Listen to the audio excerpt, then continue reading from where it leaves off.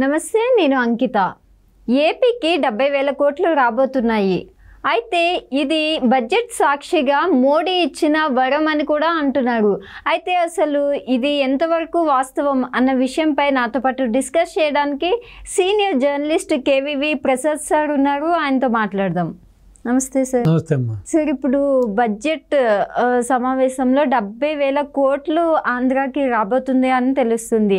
అయితే ఇది మోడీ ఇచ్చిన ఒక వరం అని కూడా అనేసి అంటున్నారు. ఇది ఎంతవరకు కరెక్ట్ అంటారు? నిజంగానే ఇది ఏపీకి వరంగా కాబోతుందా? ఏపీలో ఫ్యూచర్ ఎలా ఉండబోతుంది? సో డెఫినెట్గా అమ్మా, ఇది ఏపీకి మంచి రోజులు వచ్చినాయి అనుకుందాం. ఎవరైతే ఒక నరకాసురుడు పోయాడు, ఎవరైతే ఒక భూబకాసురుడు పోయాడు కాబట్టి సో డెఫినెట్గా ఏపీ ప్రజలకు ఇది ఒక శుభవార్తే, దీంట్లో ఎటువంటి డౌట్ లేదు. ఆల్రెడీ ఆ రాజధాని పునర్నిర్మాణం కోసం 15,000 కోట్ల రూపాయలు ప్రకటించారు. అది కూడా అన్లిమిటెడ్, అంటే ఇంకా కావాలంటే కూడా ఇంకా ఫర్దర్గా కూడా ఇస్తారు. అంటే అన్లిమిటెడ్ మీల్స్ లాగా అనమాట, నువ్వు ఎంతైనా తిను పెడతామనే రీతిలో. సో అదొకటి ఉంది. ఆ తర్వాత ఇటు ఏదైతే వెనకబడిన ప్రాంతాలు ఉన్నాయో ఉత్తరాంధ్ర కానీ, ఇటు రాయలసీమ, అలాగే ప్రకాశం, సో వీటిలన్నిటికీ కూడా ఒక ప్రత్యేక ప్యాకేజీ, అంటే అక్కడ ఇండస్ట్రీస్ పెట్టడం కోసం కానీ, లేకపోతే ఏదైనా కొన్ని కేంద్ర సంస్థలు పెట్టడానికి కానీ, లేకపోతే ఆ ప్రాంతాలను డెవలప్ చేయడానికి కూడా దానికి కూడా బడ్జెట్ కావాల్సిన నిధులు ఇస్తారు. అలాగే పోలవరాన్ని త్వరితగతిని ఫినిష్ చేయడానికి దానికి కావాల్సిన పర్మిషన్స్ కానీ, అలాగే దానికి కావాల్సిన ఆర్థికంగా కావాల్సిన ప్యాకేజీ కానీ దానికి కూడా ఇస్తామని చెప్పారు. సో ఇది కాకుండా మనకి మెట్రో కారిడార్ అని, తర్వాత రైల్వే జోన్ అని, ఇలాగ చెప్పుకుంటా పోతే చాలా ఉన్నాయి. సో మిగతా అలాగే కొన్ని కేంద్ర సంస్థలను ఇస్తున్నారు, చాలా కంపెనీలు ఇస్తున్నారు. సో అలాగే రకరకాలకు సంబంధించిన విధంగా కూడా మనకు ఫండ్స్ ఇచ్చి రాష్ట్రం ఏదైతే ఈ రోజున కుంటుపడిపోయిందో, అభివృద్ధిలో ఏదైతే వెనకబడిపోయిందో దీన్ని పైకి తీసుకురావడానికి దగ్గర ఇప్పుడు ఇవన్నీ కూడా వాళ్ళు ఏదైతే చెప్పారో దీని మీద రమారమి ఒక రఫ్గా వేసుకున్నా కూడా మనకి 60 నుంచి 70 కోట్ల రూపాయలు, 70,000 కోట్ల రూపాయలు ఈజీగా దానికి ఆ ఎక్స్పెండిచర్ ఉంటుంది. సో నిజంగానే చెప్పాలంటే మనకి అగ్రతాంబూలం ఇచ్చారనే చెప్పాలి. సో ఈసారి ఎప్పుడూ లేని విధంగా, ఒకప్పుడు మనకి వాజ్పేయి గారు ఉన్నప్పుడు, వాజ్పేయి గారు హయాంలో ఆ రోజున బాబు గారి మాట ఈ విధంగానే చెల్లుబాటు అయింది. సో బాబు గారు చెప్పింది వేదవాక్గా ఉంది ఆ రోజున.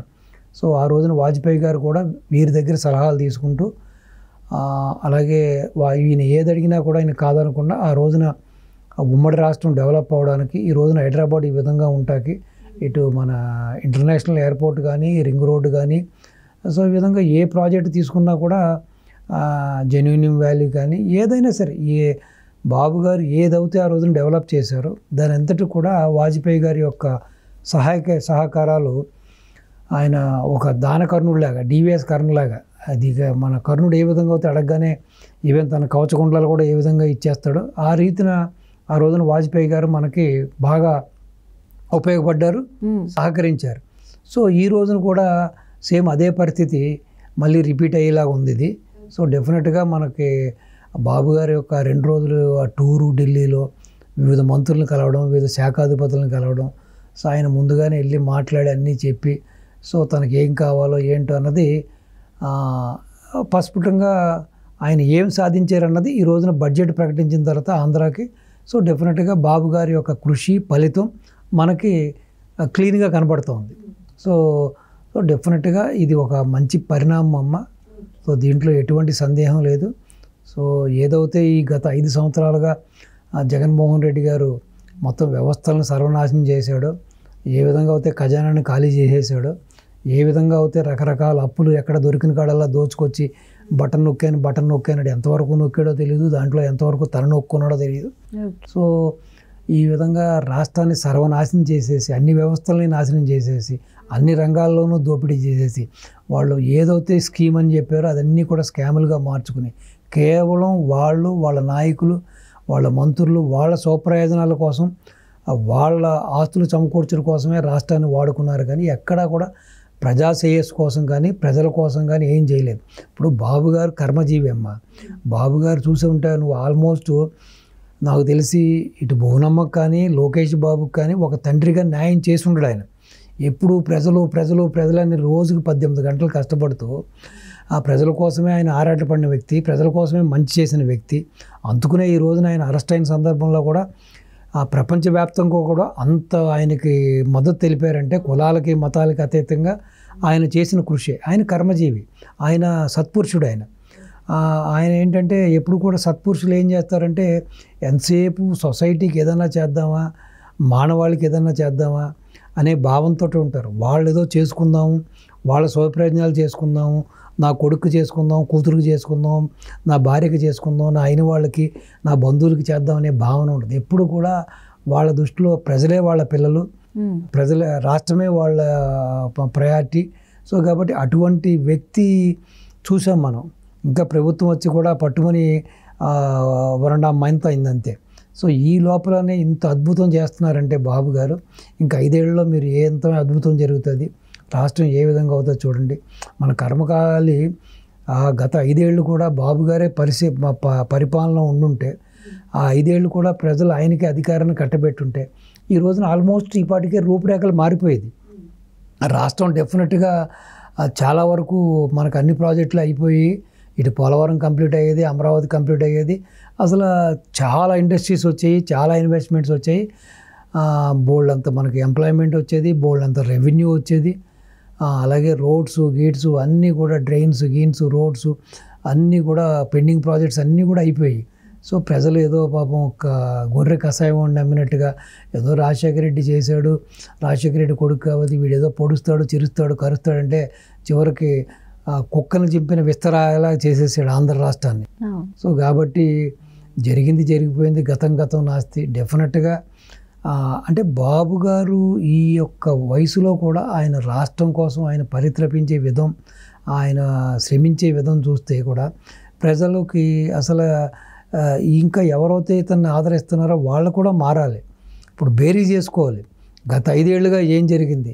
ఒక వాక్ స్వాతంత్రం లేదు, ఒక ప్రజాస్వామ్యం లేదు. ఈ బీసీలు, ఎస్సీలు, ఎస్టీలు, అణగారిన వర్గాలందరినీ ఏ విధంగా యాగి చేశాడు, ఏ విధంగా ఇబ్బంది పెట్టాడు, ఏ విధంగా బాధలు పెట్టాడో మనం చూసాం. సో ఎంతమంది బలి అయిపోయారు, ఎంతమంది చనిపోయారు మనం చూసాం.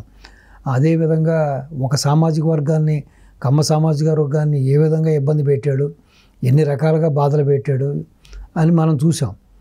అమరావతి కాదు ఇది, అమరావతి కాదు కమరావతి అన్నాడు. ఆ విధంగా 3 రాజధానుల పేరులో అమరావతిని సర్వనాశనం చేశాడు. రివర్స్ టెండరింగ్ పేరుతో పోలవరం నాశనం చేశాడు.